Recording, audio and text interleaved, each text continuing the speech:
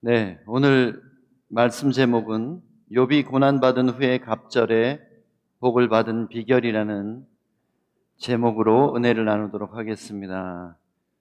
한 번 더 기도하겠습니다. 진리의 성령님, 우리를 진리 가운데로 인도하시고 예수님의 말씀이 생각나게 하시고 깨달아지게 하시고 순종케 하여 주시옵소서. 예수님 이름으로 기도합니다. 아멘. 여러분, 욥이라는 사람은 아브라함보다 연대가 더 앞선 사람입니다. 지금으로부터 약 4,000년 전 사람이에요. 그리고 예수님 나시기 전에 2,000년 전 사람입니다. 엄청난 고대의 인물입니다. 그런데 어떤 목사님은 말씀하시기를 사람이 연필로 펜으로 쓴 문장 중에 가장 위대한 작품이 바로 욥기라고 그렇게 말씀하시는 것을 제가 들었습니다. 왜 그렇게 욥기가 위대한가? 욥은 사실상 어떤 문자가 세상에 이렇게 있기도 전에 어쩌면 수메르 문명이라는 인류 최초의 어떤 문명, 그래서 글을 만들고 기록했던 사람들의 문화 속에서 태어난 인물입니다. 그래서 이 욥이라는 사람이 모든 사람이 아담의 후손으로서 죄를 따라 살아갈 때에 어떤 율법이 있기도 전에 스스로 하나님을 찾았고 하나님을 경외했습니다. 그래서 제사 제도가 생기기도 전에 인간이 어떤 희생을 드려서 하나님 앞에 죄의 사함을 받아야 된다는 그 마음으로 자식들을 위해서 제사를 드렸어요. 욥은 참 부유했기 때문에 10명의 자식들이 풍성한 삶을 살았습니다. 그래서 그들이 날마다 모여서 형제 우애도 좋았나 봐요. 잔치를 벌였다고 합니다. 아주 풍성하고 잘 사는 족장의 자녀들이니까 그렇게 할 수 있었던 거예요. 그런데 그들이 잔치 자리에서 혹시 말로나 생각으로나 하나님께 범죄한 일이 생길까봐 늘 자식들을 한 명 한 명 생각하면서 하나님께 속죄의 제사를 드렸다고 합니다. 뿐만 아니라 나중에 욥이 친구들에게 변명하는 얘기를 들어보면 엄청나게 선하고 정의롭게 산 사람이에요. 고아와 과부들을 돌보았고 종들을 자식들 대하듯이 대하였고 늘 후하게 베풀었고 늘 하나님을 경외하는 법을 다른 사람들에게 가르치는 사람이었다고 합니다. 그럼에도 불구하고 욥이 말할 수 없는 인간으로서 받을 수 있는 상상할 수 있는 최대의 고난을 겪었어요. 10명의 자녀를 한날에 잃어버렸고 그 많던 재산, 곧 당시의 재산은 땅, 그리고 가장 비싼 소유가 소와 낙타와 양과 염소들입니다. 근데 그 모든 엄청난 재산을 하루아침에 다 잃어버리고 거기다가 더해서 욥 자신에게 악한 피부병이 나서 견딜 수가 없게 되었습니다. 그래서 고름이 온 몸에서 흘러나와서 기왓장으로 그 피부를 가려운 데를 긁어서 피를 내야만 할 정도로 차라리 죽는 게 나을 정도의 고통을 받았습니다. 그래서 욥은 차마 자기 입으로 자기가 두려워하고 섬기는 하나님을 원망하지는 못하고 자기 생일을 저주했어요. 내가 태어나지 않았더라면 좋았을 것을. 어머니가 나를 임신했을 때 내가 낙태되었으면 얼마나 좋았을까. 그렇게 자기 생명을 저주하는 말을 합니다. 그 정도로 고통을 받았을 뿐 아니라, 근데 이것들이 욥의 고통 중에 최고는 아니었던 것 같아요. 욥이 제일 고통스러운 게 뭐냐면 자기의 의로움을 의심하는 가장 친했던 친구들, 그리고 심지어 평생을 같이 살았던 아내의 비난을 제일 못 견뎌 했던 것 같습니다. 욥기를 쭉 읽어보면 그 부분이 나와요. 그러니까 이 사람은 자기의 의로움에 대한 명예가 가장 중요한 사람이었던 것 같아요. 그런데 욥기를 쭉 읽어보면 욥의 두 가지 죄가 드러납니다. 3장에 나오는 죄, 그리고 나머지 장들에 나오는 죄들이 있어요. 3장에는 이 사람이 하나님을 경외한 것은 하나님께 벌받아서 재앙이 올까봐 두려워했기 때문이에요.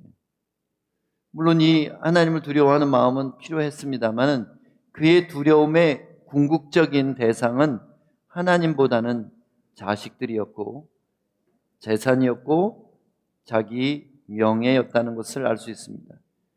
어떻게 알아요?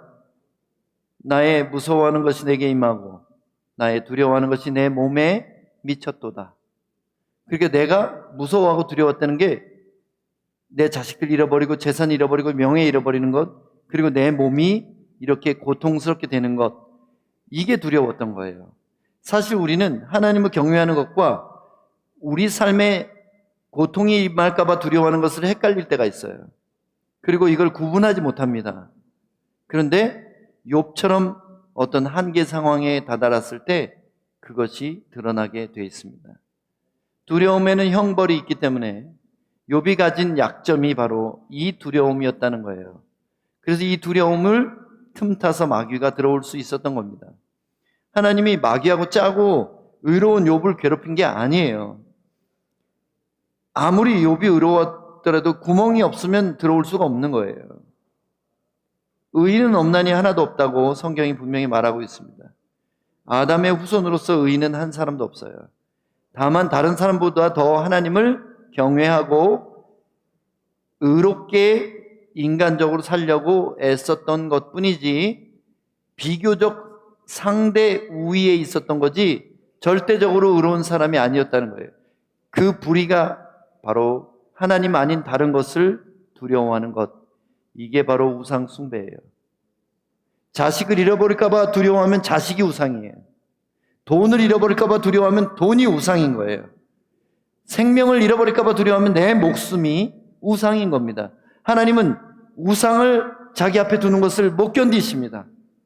그래서 그것이 깨달아질 때까지 하나님은 사탄에게 괴롭힘 당하는 것을 허락하신 거예요. 두 번째 욥의 죄가 뭐냐면 하나님을 다른 친구들보다는 더 많이 알았습니다. 그러나 하나님과 개인적인 인격 관계를 하진 않았어요. 이게 무슨 차이냐면 욥은 하나님과 대화를 할 존재라고 스스로 느끼질 못했습니다. 하나님을 만난 적이 없어요. 그러나 하나님이 세상을 다스리시고 그리고 우리 조상들 중에 의로운 사람들 있잖아요. 그 사람들의 경험을 내가 듣고 에녹이나 이런 들려 올라간 이런 조상들을 본받고 싶었던 거예요. 노아 같은 사람들, 에녹 같은 사람들, 그 당대의 에노스 같이 하나님의 이름을 불렀던 사람들, 이런 사람들처럼 되고 싶었던 이 욥 때문에, 그런 마음 때문에 거룩하게는 살았지만 하나님과 만난 적이 없어요. 욥이 하나님을 만난 적이 없기 때문에 이 사람은 하나님에 대해서 듣고 믿는 사람이었어요. 귀로 듣고 믿었습니다. 조상들로부터 전해져 내려온 그런 얘기들을 들었어요. 그렇게 들을 수 있었던 이유는 뭐냐면 당시에는 수명이 길었습니다. 그래가지고 다 겹쳐서 살았어요. 무슨 얘기인지 아시겠어요? 우리 아버지가 800년을 살았다고 생각해 보세요. 근데 아버지가 내가 40세 때 나를 낳았어요. 그러면 아버지하고 나하고 760년을 같이 사는 거예요. 760년을. 그러니까 그 아버지로부터 받을 수 있는 지식이 얼마나 대단했겠습니까? 그래서 내가 경건한 자의 아들일 경우에 일생을 통해서 하나님을 만난 경험을 나눔을 받을 수 있다는 거예요. 그래서 이 가문이 그렇게 중요한 겁니다. 어쨌든 욥이란 사람은 경건한 조상들을 흉내내고 싶어 했던 것 같아요.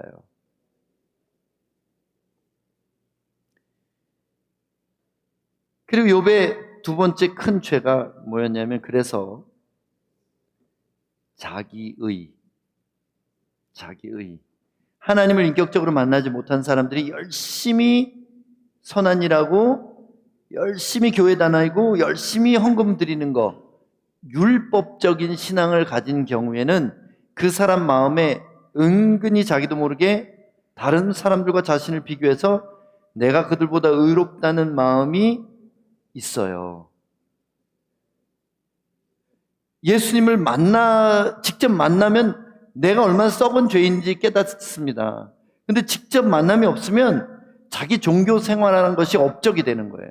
내가 선한 일한 게 나의 상급이 된 거예요. 스스로에게 주는 상급이 돼가지고 그 의로움에 대한 숨어있는 교만이 있다는 거예요. 그게 명예심이 되는 거예요. 욥은 이걸 못 견디는 거예요. 나는 의로운데 나보다 더 형편없는 인간들이 나를 죄인이라고 비난할 때 이걸 못 견디는 거예요. 오늘날도 신앙생활하는 분들 중에 이런 분들이 많은 것을 저는 보게 됩니다. 그래서 욥의 큰 두 가지 죄가 뭐냐면, 하나님 아닌 것을 두려워한 것, 그게 하나고요. 그리고 또 하나는 자기의. 이게 욥의 죄입니다. 이것이 사탄이 들어올 수 있었던 틈이에요. 근데 욥이 그렇게 고난을 받은 후에 어떻게 이전보다 갑절이나 복을 받았을까? 먼저도 대단한 부자였는데, 그리고 대단히 축복을 많이 받은 사람이었는데, 고난받은 후에 오히려 2배를 축복을 받은 이유가 뭘까? 여러분, 이걸 알면 우리도 어떻게 복을 받을 수 있는지 그 비결이 깨달아지는 것입니다. 다시 본문을 좀 볼게요. 내가 주께 대하여 귀로 듣기만 하였사오나 이제는 눈으로 주를 배움나이다. 세 친구가 욥을 막 비난했고, 어디서 나온지 모르지만 엘리후라는 예수님 닮은 젊은 친구가 나타나가지고 막 하나님에 대해서 강론을 펼쳐요. 근데 욥의 세 친구는 혼났지만 엘리후는 사라졌어요. 저는 그 엘리후가 꼭 예수님 같습니다. 욥과 하나님 사이에 하나님의 마음을 전달하고 욥을 중보한 사람 같아요. 욥기 읽어보시면 엘리후라는 놀라운 젊은이가 나타납니다. 근데 그 사람은 나중에 없어요. 이상하죠?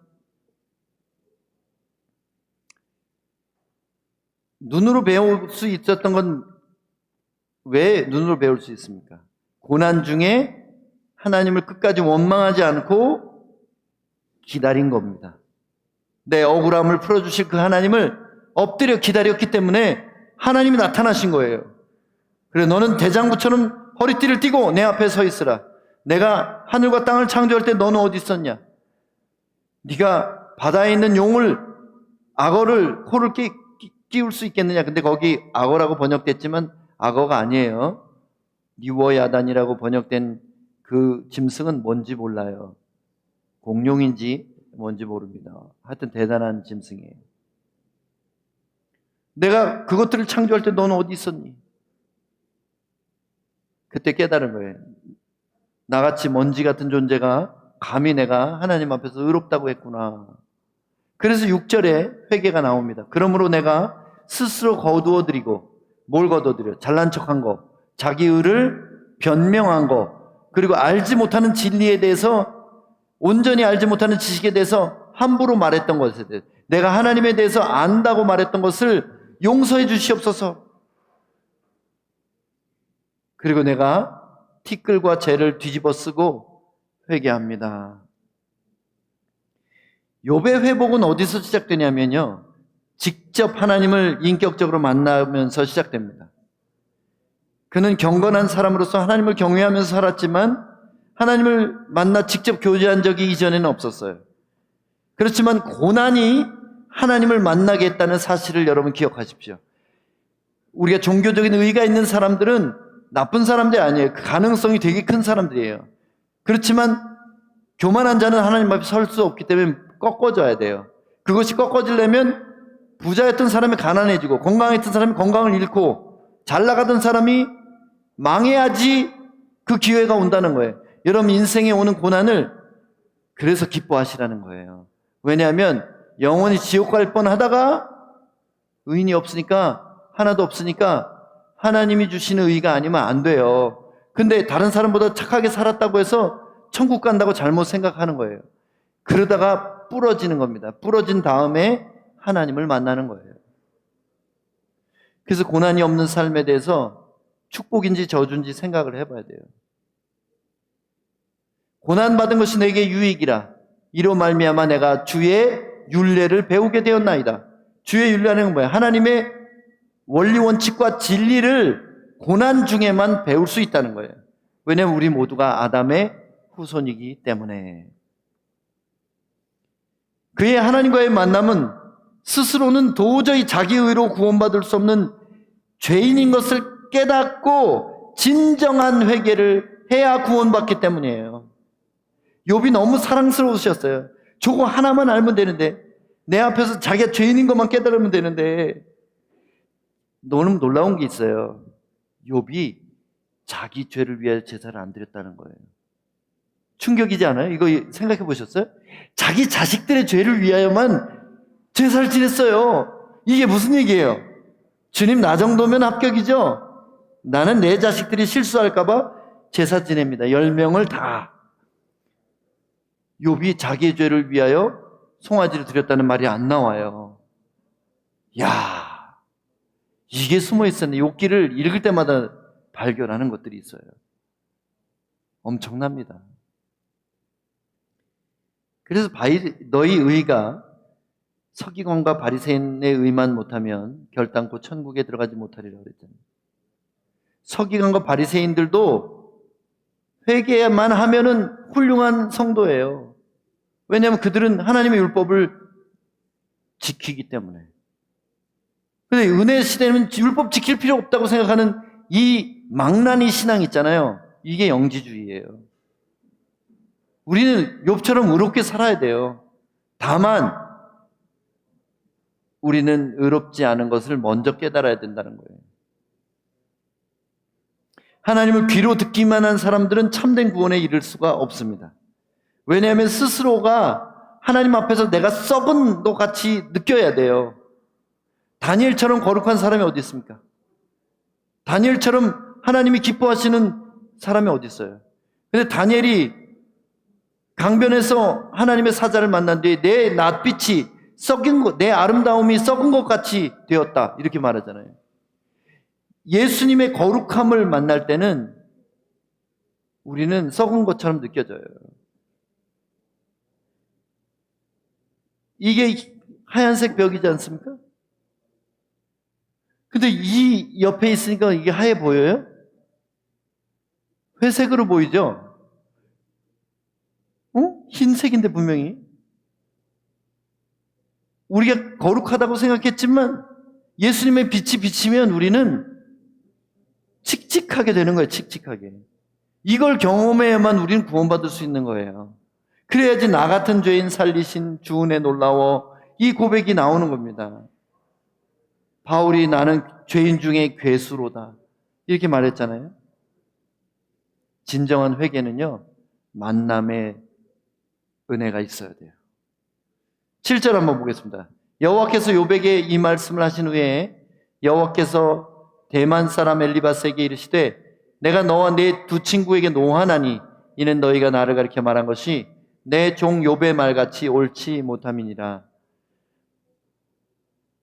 하나님은 자기 의와 명예심으로 살아온 욥이 하나님 앞에서 엎드릴 때 용서하셨어요. 그리고 욥의 친구들을 책망하기 시작하십니다. 그런즉 너희는 수소 7과 순양 7을 가지고 내 종 욥에게 가서 너희를 위하여 번제를 드리라. 내 종 욥이 너희를 위하여 기도할 것인즉 내가 그를 기쁘게 받으리니 너희가 우매한 만큼 너희에게 갚지 아니하리라. 이는 너희가 나를 가리켜 말한 것이 내 종 욥의 말같이 옳지 못함이라. 욥의 친구들의 틀린 게 뭐예요? 욥의 친구들 말을 읽어보면 다 맞는 말 같이 느껴져요. 그렇지 않아요? 욥기 읽다가 빌다시 말한 거, 엘리바스가 말한 거 읽어보세요. 구구절절이 옳은 소리 같죠? 근데 그들 중에 뭐가 없냐면요, 하나님의 은혜나 자비나 회복해 하심에 대해서 말한 사람이 없어요. 그저 그들은 심판하시는 공의의 하나님을 얘기하고 있다는 거예요. 근데 하나님을 더 잘 아는 것은, 공의의 하나님을 아는 것도 중요하지만 은혜의 하나님을 만나는 것이 하나님을 더 온전히 안다는 것이에요. 그 공의보다 은혜가 1% 크기 때문에 우리가 살아남은 거예요. 수소 7과 순양 7은 무엇을 말합니까? 7은 완전함을 나타내는 숫자예요. 완전한 제사를 드릴 때 용서받는다는 것입니다. 이 완전한 제사는 뭡니까? 우리는 그걸 알아요. 바로 예수 그리스도의 피를 힘입어 드리는 제사가 완전한 제사입니다. 누군가 희생 제물이 된 사람의 공로를 의지해서 나가야 된다는 것입니다. 소는 주로 리더들의 죄를 용서받을 때 사용된 제물이에요. 양은 백성의 죄를 용서받을 때 사용한 제물이에요. 그러면 영원하고 완전한 제물 대신 예수의 피만이 우리가 리더든지 백성이든지 용서받게 한다는 것입니다. 그리고 영원한 중보자 예수님의 기도만이 우리를 용서하심의 근거임을 보여주는 거예요. 여기서 욥은 예수님의 예표 인물이에요. 욥을 받으시기 때문에 우리를 용서하시는 거예요. 예수를 받으셨기 때문에 우리를 용서하시는 거예요. 우리가 뭘 잘했기 때문이 아니라는 거죠. 이에 대만 사람 엘리바스와 수아 사람 빌닷과 나아마 사람 소발이 가서 여호와께서 자기들에게 명령하신 대로 행하니라. 여호와께서 욥을 기쁘게 받으셨더라. 욥을 받으셨더라. 욥이 그의 친구들을 위하여 기도할 때 여호와께서 욥의 공경을 돌이키시고 여호와께서 욥에게 이전 모든 소유보다 갑절이나 주신지라. 욥의 친구들이 용서받은 이유, 그것은 욥의 용서와 중보기도 때문입니다. 욥의 친구들이 용서받은 이유는 욥의 용서와 욥의 중보기도 때문이에요. 욥이 고난받은 후에 받은 복에 대해서 설명하겠습니다. 욥이 고난이 끝나고 나서 친구들을 용서하고 그들을 축복하고 그리고 나서 욥에게 어떤 일이 일어났냐면 11절 다음 절부터예요. 이에 그의 모든 형제와 자매와 이전에 알던 이들이 다 와서 그의 집에서 그와 함께 음식을 먹고 여호와께서 그에게 내리신 모든 재앙에 관하여 그를 위하여 슬퍼하며 위로하고 각각 캐슈타 하나씩과 금고리 하나씩을 주었더라. 여러분, 여기서 낯선 단어 하나 나오죠. 캐슈타. 캐슈타는 당시 고대 우르 지역에서 사용되던 화폐의 무게단입니다. 그러니까 여러분 아시죠? 달란트, 또 세켈, 드라크마, 렙돈, 이런 돈의 단위들이 있잖아요. 근데 돈의 단위는 당시 무게로 쟀어요. 그래서 한 달란트는요 어마어마한 무게예요. 렙돈은요 정말 몇 그램도 안 되는 작은 금속 조각이에요. 그러니까 당시에는 돈을 무게로 쟀어요. 근데 캐슈타는 당시 큰 돈이에요. 제일 큰 화폐 단위예요. 캐슈타 하나씩을 줬다. 모든 형제자매. 이게 무슨 일이에요? 욥이 고난받을 때 다들 도망갔어요. 왜냐하면 그 재앙이 나한테도 옮겨올까. 당신은 그런 믿음이 있어요. 저 하나님 함께 저주받은 사람 옆에 갔다가는 나도 저주를 받는다. 모두 다 떠나가고 멀리 간 거예요. 근데 욥이 회복된 이후에, 하나님을 만난 후에 형제 자매들 뿐 아니라 이전에 알던 모든 사람이 찾아와가지고 돈을 욥에게 주면서 위로하고 욥에게 있었던 고난을 슬퍼했다는 거예요. 첫째, 하나님이 주신 회복은 뭐였냐면 관계 회복이에요. 형제 자매와 이전에 알던 모든 사람이 그를 인정하게 되고 공감하고 위로하게 됩니다.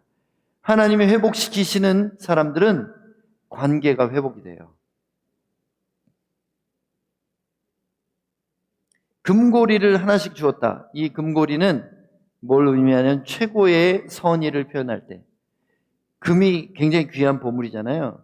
당시에 사람들이 코에도 걸었고, 코에도 이렇게 뚫었고, 귀에도 걸었고, 목이나 손목에도 이렇게 고리를 걸었어요.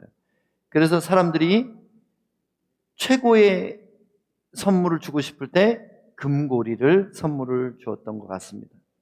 12절, 여호와께서 욥의 말년에 욥에게 처음보다 더 복을 주시니 그가 양 14,000과 낙타 6,000과 소 1,000결이와, 결이는 2마리씩입니다. 그래서 2,000마리를 말하는 거예요. 암나귀 1,000을 두었고 또 아들 7과 딸 3을 두었으며, 그가 첫 딸은 여미마라 이름하였고 둘째 딸은 그시야라 이름하였고 셋째 딸은 게레나북이라 이름하였으니. 두 번째 욥이 회복한 복은 뭐냐면 재산이에요. 이 기록을 보면 욥기 1장에 나오는 욥의 재산의 곱하기 2인 것을 알 수 있어요. 딱 2배예요. 원래 양이 7,000마리였는데 14,000마리가 됐고요. 낙타가 3,000마리였는데 6,000마리가 됐고, 꼭 곱하기가 됐습니다. 세 번째 복은 뭐냐면 자녀를 새롭게 선물로 받은 거예요.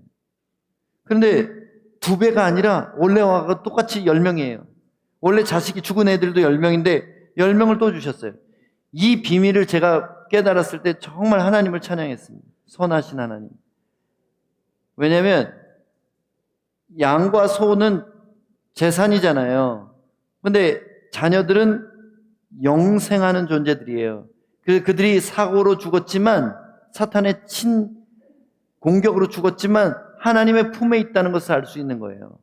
그들은 죽지 않았어요. 그들은 부활의 날에 반드시 욥을 만날 것이기 때문에 그들은 이미 하나님의 품에 있기 때문에 자식이 20명이 된 거 맞습니다. 원래 10명인데 20명의 자식을 돌려주신 것이 맞아요. 얼마나 선하십니까? 하나님 얼마나 자비로우십니까? 모든 땅에서 욥의 딸들처럼 아리따운 여자가 없었더라. 그들의 아버지가 그들에게 그들의 오라비들처럼 기업을 주었더라. 이 말은 말도 안 되는 말입니다. 당시에는 여자는 기업을 받을 수가 없어요. 그런데 욥에게는 축복을 회복하고 나서 딸들에게까지도 기업을 주는 놀라운 존재가 되었습니다. 당시에 이런 사람은 아무도 없었어요.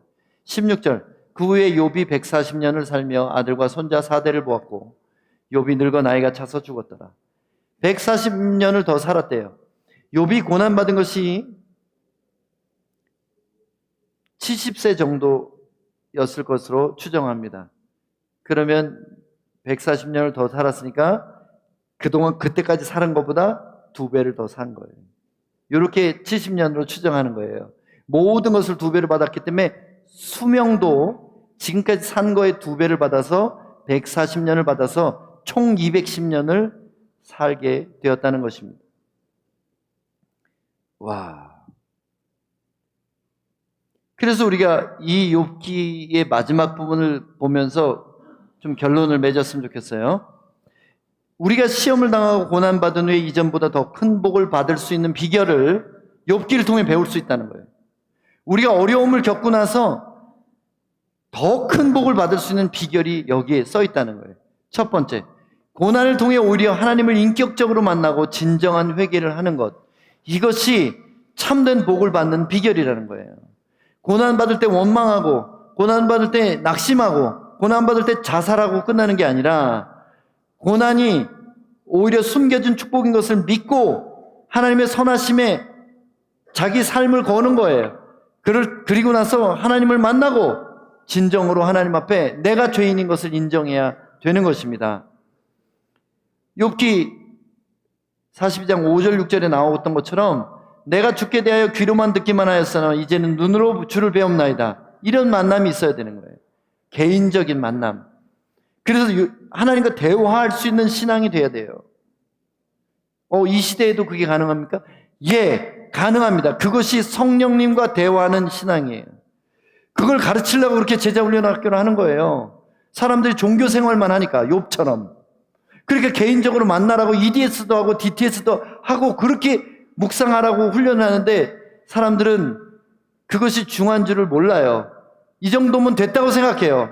이 정도 신앙생활하면 천국 가기에 그래도 커트라인은 넘지 않았을까 이렇게 착각하고 있다는 거예요. 의인 욥도 하나님 만나기 전에 힘들었어요. 그러므로 내가 스스로 종교 생활한 거에 대한 잘난 척, 의로운 행동에 대한 잘난 척을 다 거두어드리고 내가 말했던 불완전한 그 하나님에 대한 지식을 다 거두어드리고 철저히 회개합니다.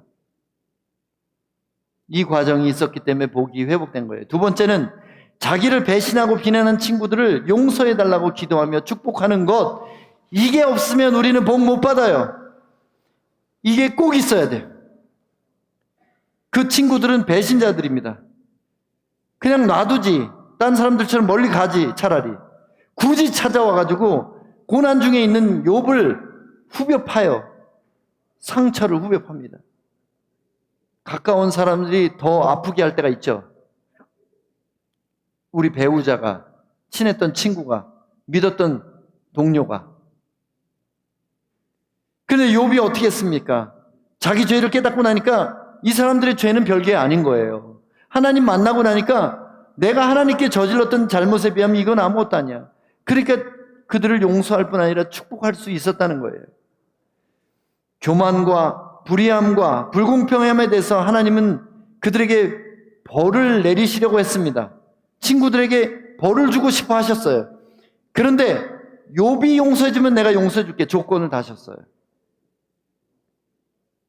누군가를 용서하는 것이 어렵지만 결정할 수 있어요. 내가 죄인인 것을 깨닫는 사람은 그게 어렵지 않습니다. 진짜 어려운 건 뭐냐면 용서는 가능하지만 더 어려운 게 뭐냐면 용서하고 관계 끊으면 쉬워요. 근데 그게 아니라 용서뿐만 아니라 그들이 하나님께 받을 벌에 대해서 면제해달라고 축복하며 중보기도 하는 것. 이건 정말 어려워요. 이 욥의 모습에서 무엇이 드러나냐면 예수님의 모습이에요. 예수님께서 십자가에 못 박힐 때 자기를 십자가에 못 박으러 했던 사람들 대부분 자기 떡을 얻어먹고 말씀 듣고 은혜 받았던 사람들이에요. 그들이 돌변하여 예수님의 십자가에 못 박으러 했을 때 예수님이 얼마나 상처받았겠어요. 근데 예수님은 그들을 위하여 중보기도 합니다. 하나님 저들의 죄를 용서해 주십시오. 저들은 자기들이 하늘 일을 몰라서 그래요.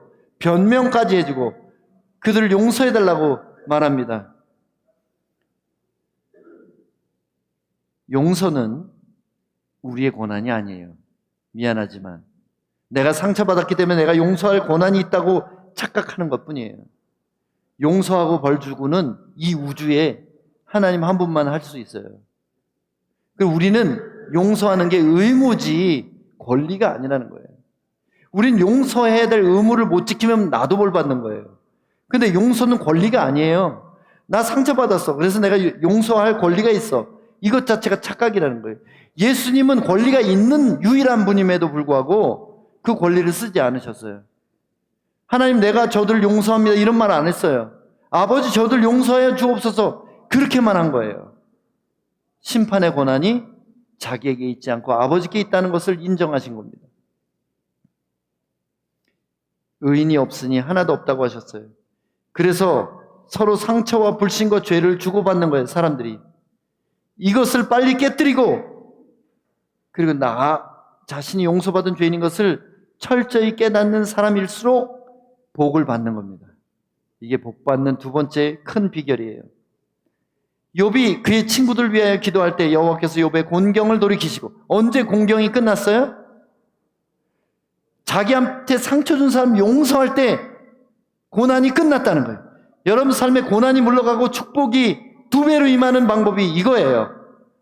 나에게 상처 준 사람을 위하여 축복을 비는 사람이 될 때, 그때 비로소 욥에게 하신 것 같은 은혜가 임한다는 거예요. 예수님처럼 원수를 사랑하고 핍박하는 자들을 위해 기도하는 것입니다. 그것이 복받는 하나님의 원리 원칙이에요.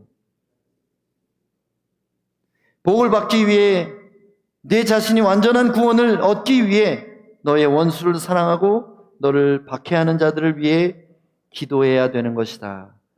이것이 예수님의 가르쳐 주신 진리예요. 원수를 사랑한다는 것은 피 맺힌 결정입니다. 심지어 그를 위하고, 그를 축복하고, 그를 위하여 희생하고, 내가 손해본다는 것을 기꺼이 감수하겠다는 거예요. 하나님은 욥이 용서 안 하면 하나님도 용서 안 한대요. 그래서 우리가 예수님께 감사하는 겁니다. 예수님이 용서하셨기 때문에 하나님이 우리를 용서하신 거예요. 예수님이 용서 안 하셨으면 우리는 하나님 앞에 설 수가 없습니다.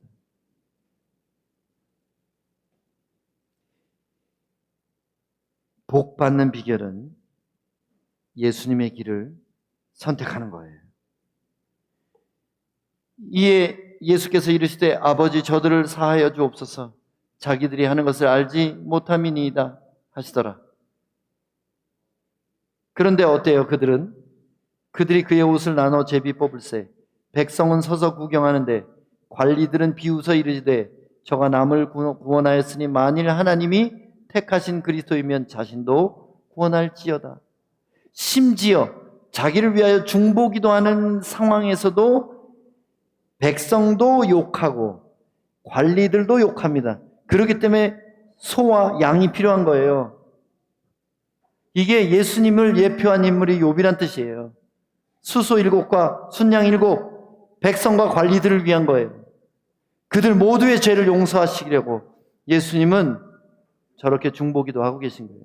지금 비웃고 있는데, 여러분 이게 예수님의 길이에요. 내가 용서해줘도 나를 비웃는 사람, 그를 위해서 기도해야 되는 거예요. 예수님이 나시기 2000년 전에 욥은 예수님을 보여준 인물이 되었습니다.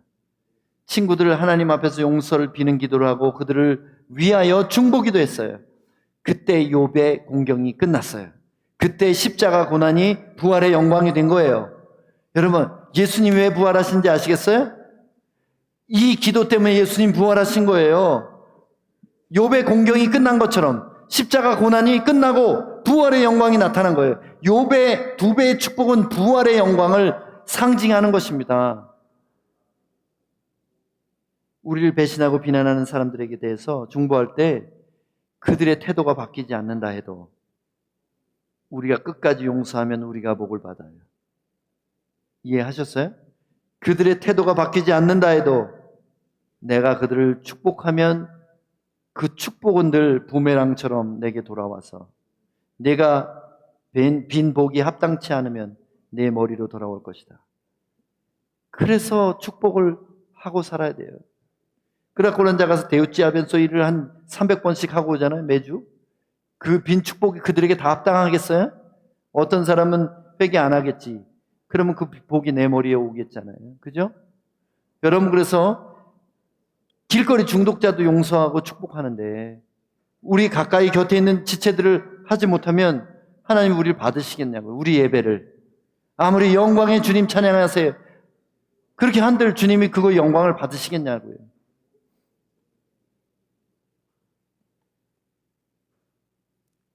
그 결과로 사람들과의 관계가 회복되고 소유의 복이 회복되는 것입니다. 아까 말했던 구절입니다. 자, 근데 양이 14,000마리가 어떻게 됐을까요? 갑자기 생각해 보셨어요? 갑자기 욥이 고난이 끝났어요. 중보기도 하고. 하나님이 하늘에서 양을 던져요? 야, 받아라. 양 14,000마리다. 그러면 양에 깔려 죽지 않겠어요? 그런 방법으로 한 게 아니에요. 하나님의 축복은 어떻게 오냐면 친구들이, 형제 자매들이 갖고 온 캐시타라는 그 돈이죠. 그걸로 양을 몇 마리 사요. 그랬더니 이 양이 그냥 새끼를 숨풍숨 12마리씩 막 낳는 거예요. 하나님의 복이 이렇게 사람들 통해 온다는 거예요. 사람들 통해. 예전에 나를 아프게 했던 사람들, 예전에 나를 제대로 모르고 의심했던 사람들, 그 사람들이 나를 축복할 때 그 복이 하나님의 축복으로 점점 부풀려진다는 것입니다. 하나님은 양을 던질 수 있어요. 하늘에서 메추라기를 수십만 마리를, 수백만 마리를 던질 수 있잖아요. 근데 그렇게 안 하시는 이유가 뭐예요? 우리는 나만 복 받기를 원하시는 게 아니라 나를 축복한 사람들에게도 복을 주시기 원하시기 때문에. 그래서 헌금을 받아서 사는 우리 YM 간사들도 잘 생각해야 돼요. 그들이 준 캐시타가 얼마나 눈물로 번 돈인지를 알아야 돼요. 그러면 그 축복이 그들에게 복이 되도록 축복하는 제사장이 돼야 하는 것입니다. 이후로 빠른 속도로 욥의 재산이 회복되었어요. 모든 것을 잃고 파산했던 욥이 이전보다 거대한 부자가 되었습니다. 그 부자가 된 욥이 어떻게 살았을지 한번 생각해 보세요. 캐시타 하나로 양 5마리 살 돈을 주었던 사람에게 욥이 거대한 부자가 됐을 때 어떻게 했을까요? 양 100마리씩 준 거야. 양 100마리씩. 욥이 어떤 사람이에요? 이전에도 의로운 사람이었죠. 근데 하나님을 알고 만났어요. 그러면 어떻게 될까요? 가난한 모든 이웃과 형제들에게 그의 막대한 재산으로 선을 행하면서 210년을 살았다. 이게 욥기에 안 보이는 후반부입니다. 배신자를 축복했더니 멀어졌던 일가 친척들이 돌아오고 지인들이 다 돌아와서 축복을 하는 영적인 원리가 작동된 것입니다. 이 모든 것이 십자가의 중보기도의 비밀이 있어요. 이것이 잃어버린 하나님의 복을 회복하게 하는 완전한 능력이기 때문에. 그래서 예수의 제자는 죽더라도 십자가를 선택해야 돼요. 내가 십자가를 지는 걸로, 십자가의 중보기도를 하는 것으로. 그러지 않으면 여러분 복을 기대하지 마세요. 욥의 친구들처럼 종교인에 머무를 것입니다. 아니면 하나님을 만나기 이전에 욥처럼 자기 의와 두려움에 빠져서 살게 될 거예요. 오늘 가르치시는 내용을 여러분 이해하셨습니까? 여러분이 이전의 삶보다 더 풍성하고 아름다운 삶으로 나아가기 위해서는 거쳐야 될 관문이 있어요. 예수님을 인격적으로 만나는 것. 그리고 두 번째는 십자가의 용서를 선택하는 것. 이것이 여러분의 축복을 위한 가장 비싸고 아름다운 제안입니다. 기도하겠습니다. 오늘은 이렇게 기도할게요. 여러분 각자가 입술로 예수님 나를 더 깊이 만나주세요. 내가 얼마나 죄인인지 그걸 깨닫게 해주세요. 그리고 두 번째 기도는 예수님 내가 욥처럼 상처 준 친구들을 용서하고 축복하기까지 십자가를 선택하는 제자가 되겠습니다. 결단하는 기도예요. 해주세요 말고 되겠습니다. 이 두 가지 기도로 이 시간 간절히 짧지만 주님이 들으신다고 믿고 기도하겠습니다.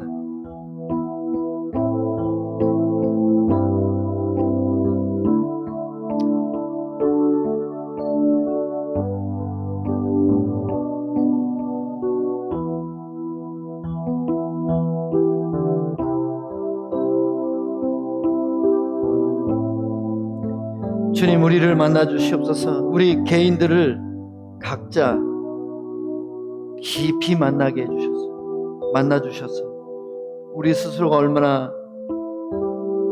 죄인인 것을 깨닫게 해주시고 그래서 상처 준 모든 사람에 대하여 십자가를 선택하도록 도우시옵소서. 예수님의 제자로서 사람들을 축복하는 자리에 있게 도와주시옵소서. 오늘도 우리는 용서를 선택하고 축복을 선택합니다. 주님이 선택 위에 기름 부어 주시옵소서. 예수님 이름으로 기도합니다. 아멘.